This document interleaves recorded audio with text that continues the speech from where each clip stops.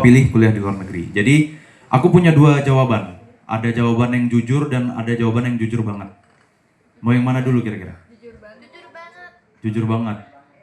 Jujur dulu ya, jujur dulu ya. Oke. Jawaban jujurnya adalah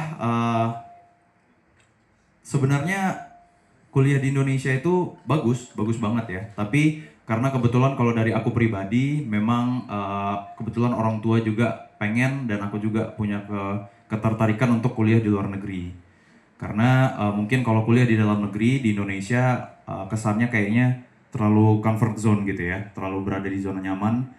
Di kota manapun itu di Indonesia kayaknya udah mulai kurang menantang gitu ya teman-teman. Jadi kita perlu sesuatu yang menantang buat diri kita supaya kita bisa grow gitu. Jadi kuliah di luar negeri ya, itu salah satu alasan itu. Tadi kalau kita ngomongin soal akreditasi, ranking juga luar biasa ya. UTM sendiri itu peringkat 153 top university di dunia, di Asia juga peringkat 25 gitu. Jadi luar biasa banget kalau in term of kita ngomongin quality gitu. Nah, jawaban jujur banget ya. Kan kita kelas 11, kelas 12 tuh udah mulai persiapan buat nyari kampus, nyari kuliah gitu ya. Di nyari apa tuh sekarang SBM, SNM, Mandiri gitu-gitu kan, tes masuk. Nah, kalau jawaban jujur bangetnya aku mager gitu. Aku mager banget buat mempersiapkan semua itu. Jadi udah kuliah ke luar negeri, belajar yang baik, dapat nilai ijazah 85, tinggal upload, pakai education agent juga, ribet banget, hassle free, tiba-tiba udah keterima. Sedangkan teman-teman kita di Indonesia tuh masih susah payah, masih jerih payah, masih stres, masih mikirin. Nah, jadi ini sebenarnya satu key point yang bagus banget gitu ya. Jadi kalau misalnya teman-teman dari awal punya niatan kuliah ke luar negeri, kalian kelas 12 udah merdeka.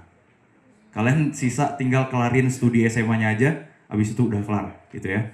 Karena buat masuk ke luar negeri itu nggak ada tesnya, nggak ada interview, nggak ada macam-macam.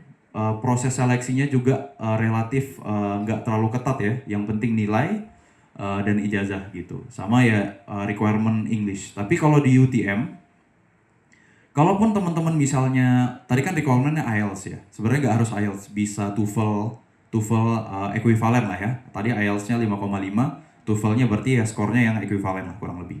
Nah, kalaupun misalnya teman-teman gagal nyampe ke skor itu, atau mungkin telat, atau mungkin kelupaan, teman-teman bisa tetap diterima untuk kuliah di UTM. Tapi dengan syarat teman-teman harus mengikuti kelas persiapan bahasa gitu. Jadi kalau misalnya teman-teman mager gitu ikut IELTS, mesti tes, mesti belajar lagi, udah masuk aja, nanti ada kelas persiapan bahasa.